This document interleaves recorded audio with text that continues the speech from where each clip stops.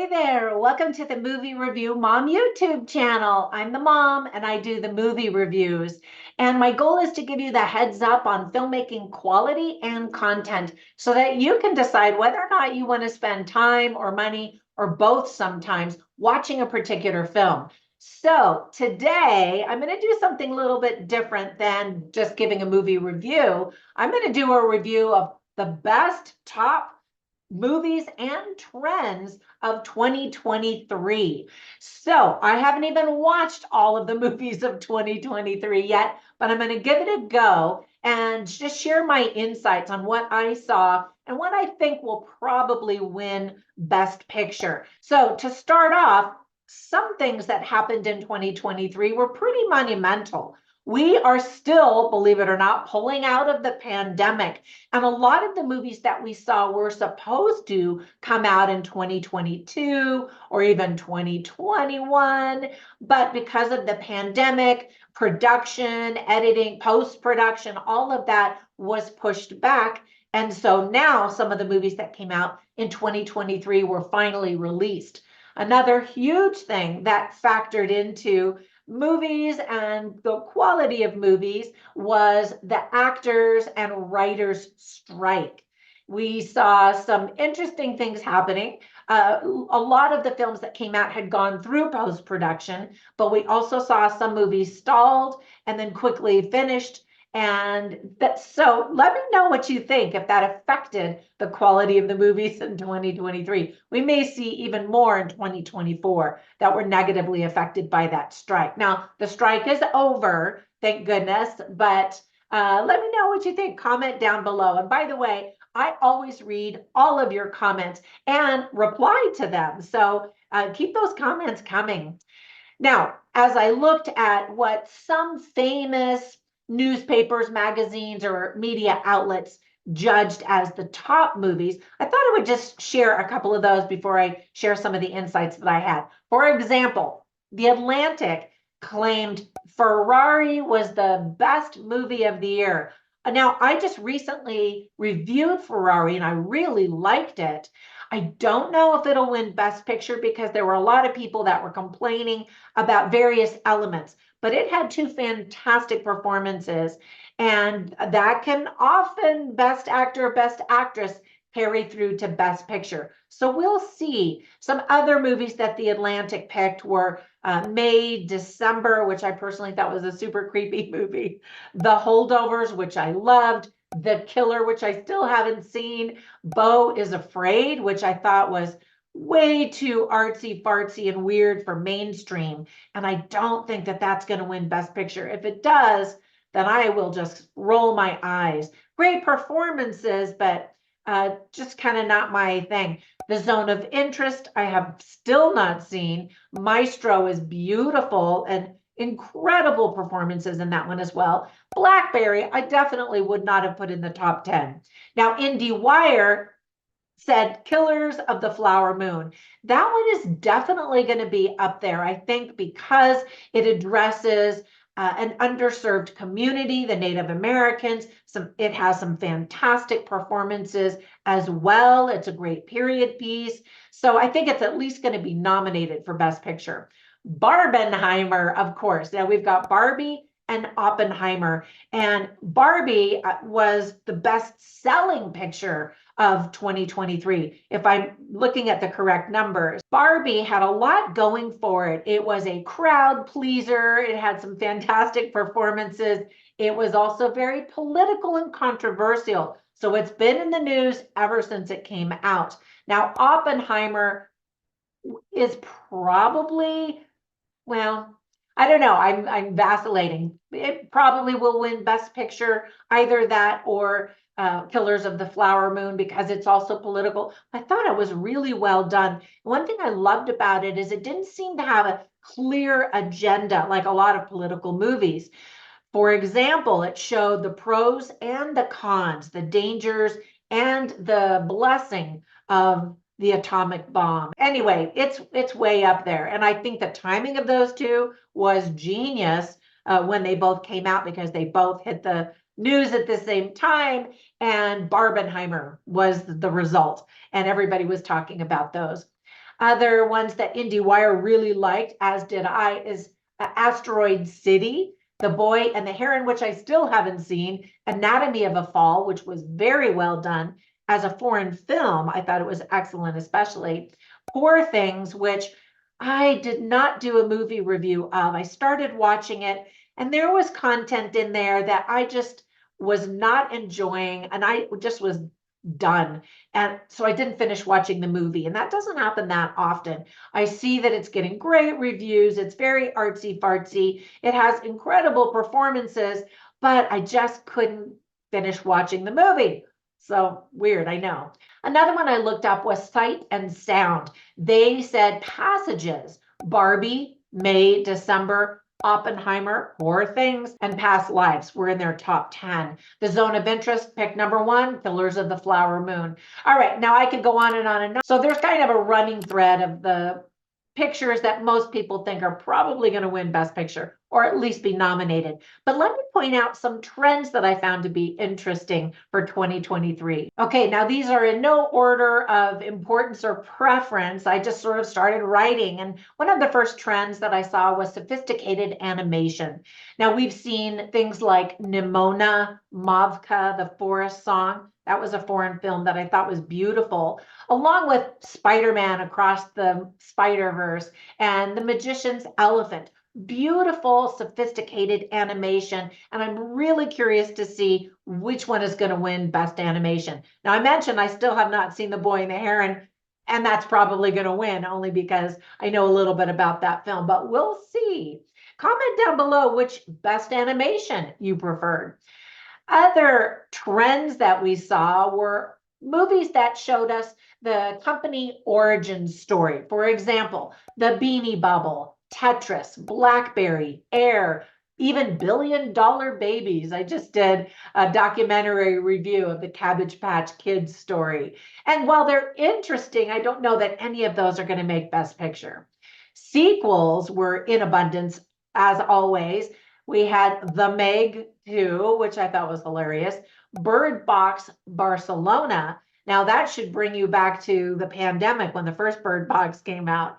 Mission Impossible Dead Reckoning, so fantastic. I'm such a huge fan. Transformers, Rise of the Beasts, kind of a little bit of a ho-hum. Fast X, Guardians of the Galaxy Volume 3, and I've been such a fan of the Guardians of the Galaxy franchise. And I loved it, and I also hated it. Well, hated is a really strong word. Because I loved it so much, I was just hoping for so much. My expectations were very high. It was still very good. We had Creed 3, which was good, not great, okay. John Wick Chapter 4, the prequel, which was unbelievable, best action sequences ever.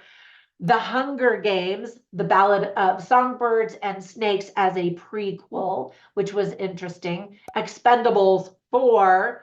Wonka. Now, I included Wonka in this category as prequel slash sequel, and even A Haunting in Venice, where they brought back a famous detective that we love and enjoy.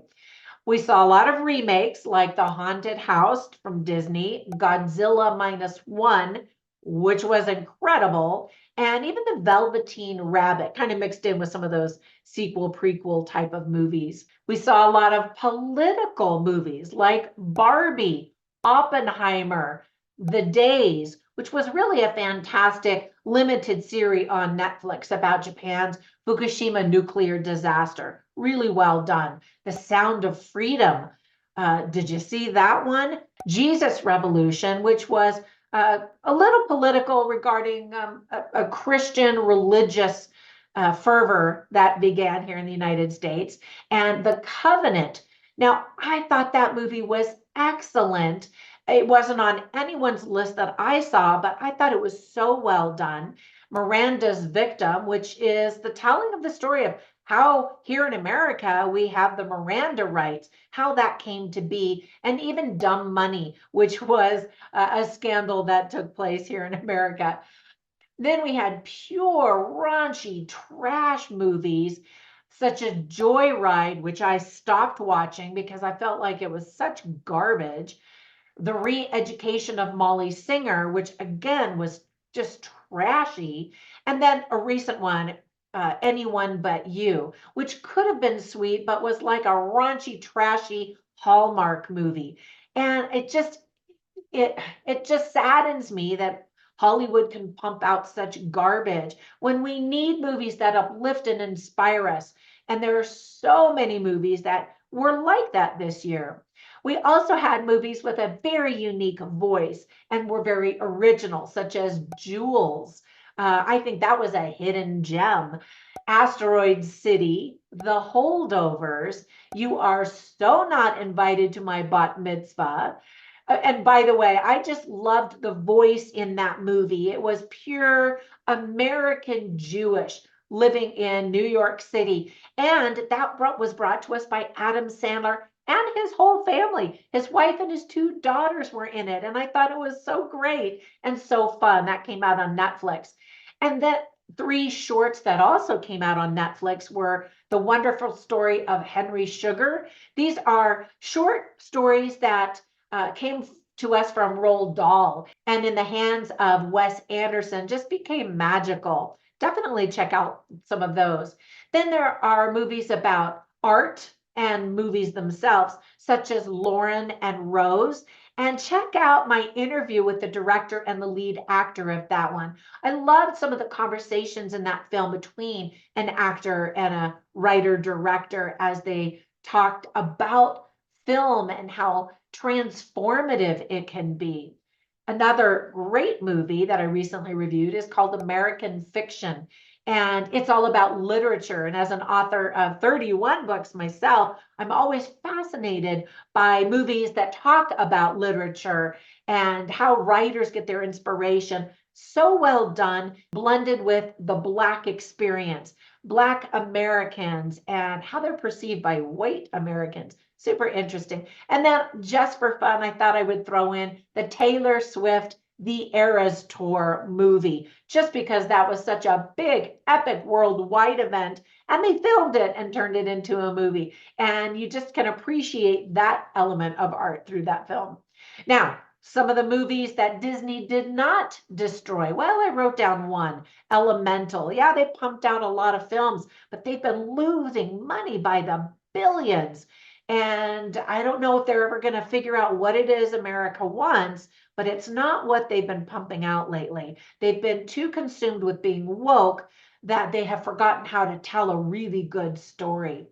Superhero movies we liked were The Flash. I got a great kick out of that one. Shazam! Fury of the Gods. Now, we had a lot of other superhero movies that were just kind of a miss, at least for me. Super violent bloodbaths were definitely at the big screen as well as streaming.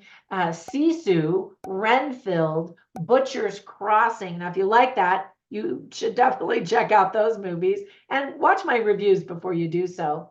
We saw a lot of father-daughter movies, such as Gringa and The Marsh King's Daughter. I liked both of those, and I think that they kind of flew under the radar for a lot of people. Then we had movies for millennials, such as the Super Mario Brothers. Now, I say millennials because every millennial grew up playing the Mario Brothers, Super Mario's, Mario Kart racing, all of that kind of stuff. And so it was a big deal to have them see that as a feature film.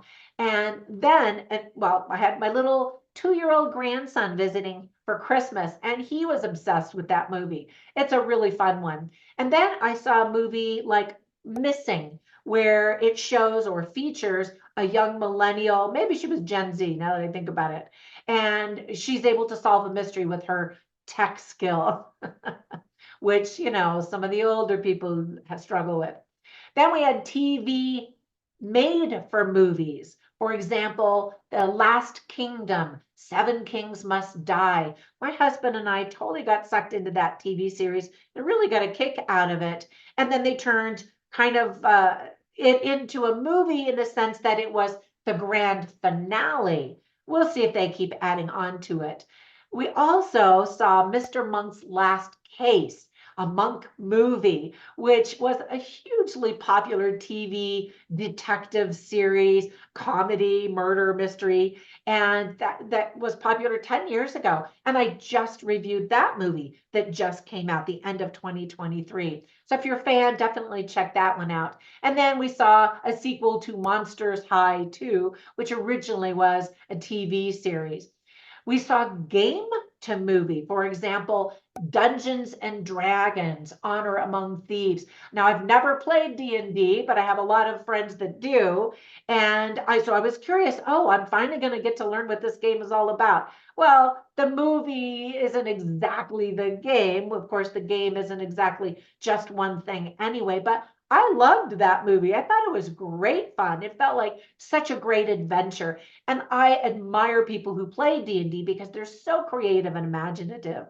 We also saw a terrific movie called Gran Turismo, where it was based on a true story of a video game race car driver or player who became a race car driver. I thought it was great. Now, while Ferrari was very dramatic and serious, Gran Turismo was a lot more fun with lots of humor and some drama in there as well. We saw American remakes, for example. A good one was A Man Called Otto, starring Tom Hanks. We also saw apocalyptic films like Knock at the Cabin, which was super creepy and delicious, along with Leave the World Behind, which just recently came out on Netflix and has been pretty controversial. We also saw a really fantastic one-man movie called Remember This, The Lesson of Jan Karski. Fantastic performance by David Strathairn, and I sure hope he gets nominated for Best Actor for that. I mean, it was a one-man show, but he did such a great job. It would be such a shame to miss his performance and miss giving him some attention for the incredible role that he did in that. It came out way early at the beginning of 2023 and definitely flew under the radar for a lot of people. And then, as I mentioned, we saw Oscar bait, Killers of the Flower Moon, Ferrari, Maestro, Oppenheimer. Biggest disappointment of the year probably was Napoleon. We had such high hopes for that, and everybody was really let down and kind of surprised that it wasn't what we had pictured. Another one I think that falls in that category is the film The Creator. It had incredible special effects, but it was a letdown in terms of the story and some of the other elements. And then we saw a lot of biopics or biopics with Priscilla, The Iron Claw, which I just reviewed this week. I think it came out on my YouTube channel. Ferrari, Dream and Wild, Paint, which is the story sort of inspired by Bob Ross, but definitely not his true story. And that really bugged me about that movie. We saw The Jesus Revolution and even Naiad, which was a fantastic movie that came out on Netflix a couple of months ago that I thought was fantastic about an Olympian and her comeback in the waters. All right, I don't even know how long I've been talking, but I know it's been a long time. So that's kind of an overview of my experience with 2023. Let me know what your experience was. Again, comment down below. Anytime you like, comment, or subscribe, it helps my channel to grow and helps other people find my reviews. So thank you again so much for your support. Have a fantastic day, and I will catch you in the next one. Bye for now.